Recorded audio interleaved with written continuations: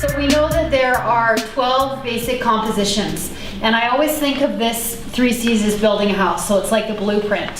So we know like where the front door is going to be and where the kids' room is and where the kitchen is, right? That's what I think of as composition. So now, what's the next one? It's either color or content. Okay, it's color, and this is what we're doing today. So this is the same thing. It's like when you start adding windows. Like, are you going to add, like a stained glass window or a square window? I mean, I guess those are more composition, but the bottom line is color's like the next step up when you start building this house. Okay, you can tell I'm not an illustrator at all. It doesn't matter. I like that about you. Oh, thank you. And I didn't go to art school. Oh my God. So the bottom line is these tools are great tools when you are working on a painting and it starts falling short.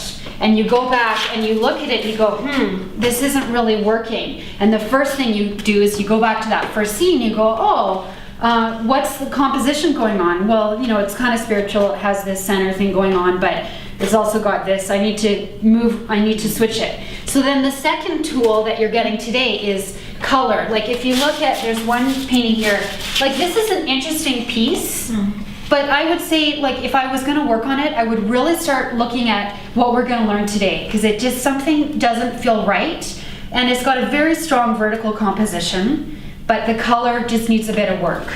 So that's where we go from here. So monochromatic we really focused on in our first class, and that's where we took one color and we actually did some physical mixing and we added black and white. So do we remember what we called it when we added black and white? Yeah, the black was shading and the white was tinting. Great. So this is a monochromatic painting, and it's amazing if you just picked one color and added black and white and did different tones, added gray, just added a little bit of black and then added a lot of black, you can get all these different colors. And yes, they're all digitally uploaded. So tell me what colors we're using for monochromatic here. Black and white and some kind of pink. Yeah, some kind of pink. Okay, so it's very, very simple. I didn't do any toning and shading, but the bottom line is this painting is a monochromatic painting. Okay? So something for you to consider, because we're going to fall in love with the color wheel today, right? Is in the color wheel, if you have this kind, which I hope most of you do, you'll notice that the color the saturation changes as you go down. So what they're doing here is they're either toning and shading. Like here, it actually looks like they're toning it. They're adding white. So this is something to consider. Like maybe you're going to do a monochromatic color. Focus on the yellow green. Look at all those different shades of yellow green they've got by adding white. So monochromatic may sound simple, but it actually can be beautiful, different variations of the color. Something else to notice on your color wheel here is, like we were looking at green, so let's go back to the green here, and we're right at the top. So here, they already tell you what's gonna happen. Here's what happens when you add black. You get that nice dark green, and here's what happens when I'm lost here. Oh, here, you add white.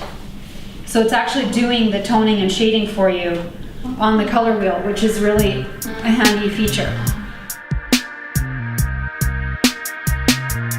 So the bottom line is with this is if you have a color wheel, complementary colors are both at either end of the color chart. So it could be like red and green, which we're all familiar with for Christmas, or purple and yellow For Easter.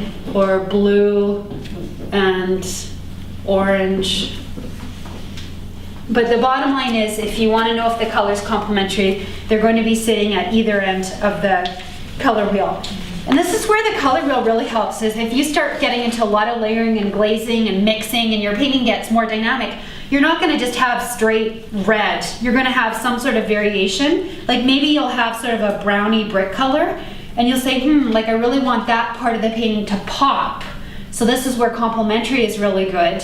So I want to put some green next to it. And so if you see the red brick and then okay, green's the complement. Full saturation is the top color of your color wheel. These are desaturated colors as you go down, as they add white. So if you have if you imagine a painting with this bright green here and this bright red there, it's going to be pretty like full on hello, happy Christmas, right? Okay, so it's something as artists to consider is adding white or black and changing it and making it not so jarring. But something to consider is if you have complementary colors next to each other, it's going to make that area pop. Okay, so it's for bringing out a color. You can use complementary to add depth to your painting. I have a complementary painting here, very simple. So it's just a very simple abstract landscape. And if we look on the color wheel, okay, you're gonna stay up, right? Stay. So we can see that it's these two colors, purple and yellow, really simple.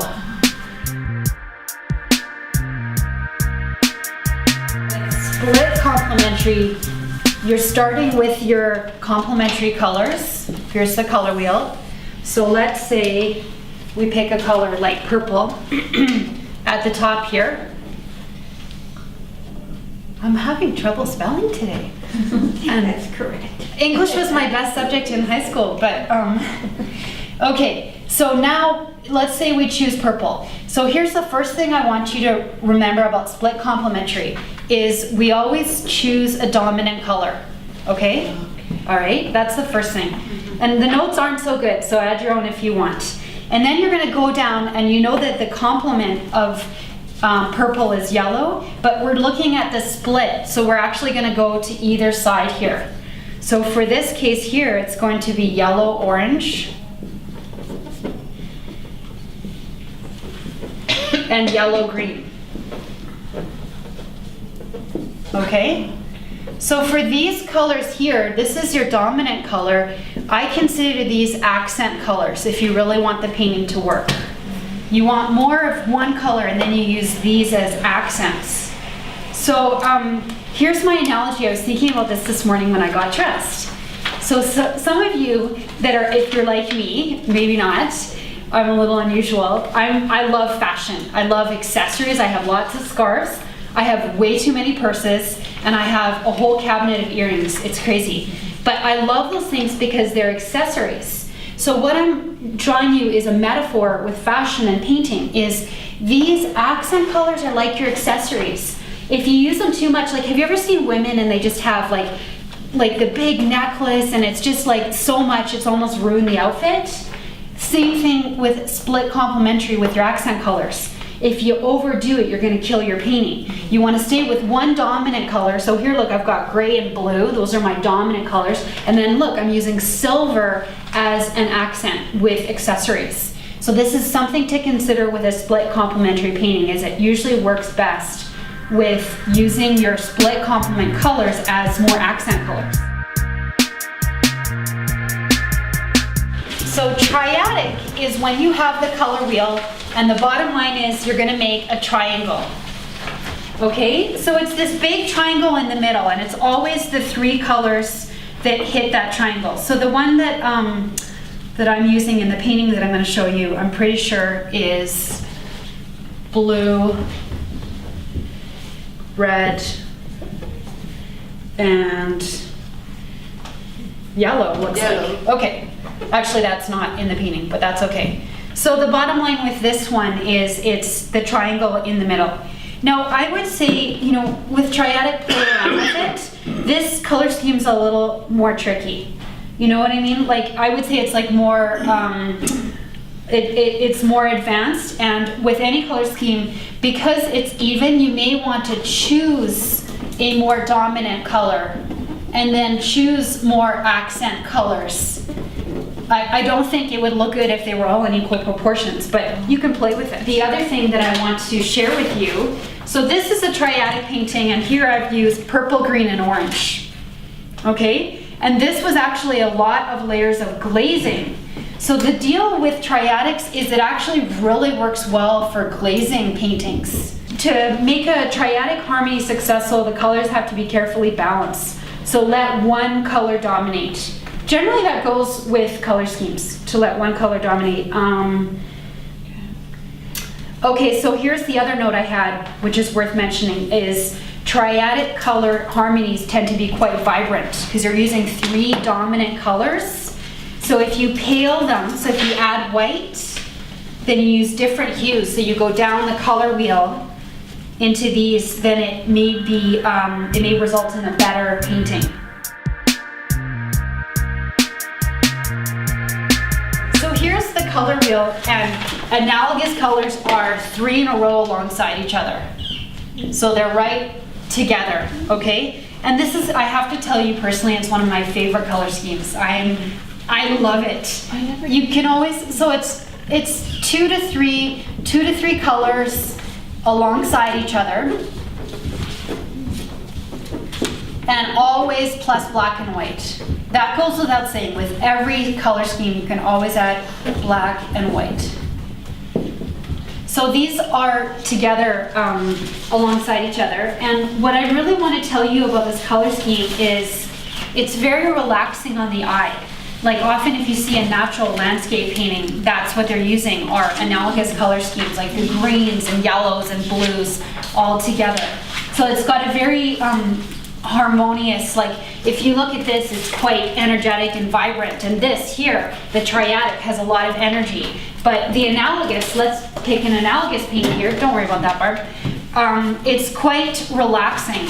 It's soothing in a sense, and it's something, again, remember when we talked about composition and we talked about diagonal, how it had energy, and then we talked about vertical or horizontal, how those compositions are more relaxing. So again, if you're sculpting your painting to have a feel, maybe you're painting a painting for your bedroom and you want it to help you go to sleep at night, an analogous color scheme might be supportive of a more relaxing painting. So this is an analogous painting, and if you look at the color wheel, you can see the colors I'm using. And I even got into a bit of blues there. You can see the Payne's Gray, which is just ultramarine blue and carbon black. So 3 colors in a row. So when you're doing an analogous color scheme, sometimes like people tend to do a painting and they blend all the colors and it looks great, but it's sort of got a washed out look. So the way you can add a little more kick or punch is to get some really white colors in there, some lights, and some real darks, and that'll give your painting a little more energy, a little more contrast. So again, black and white are always your friends. Even if you just add a little bit of black to one of the colors and some white, then you're creating lights and darks within your painting. Because that's the only risk with analogous, is that it sort of creates kind of washed out painting that people look at and they're like, ugh. You know, you don't want them completely false asleep. It's art, you know, you're communicating something.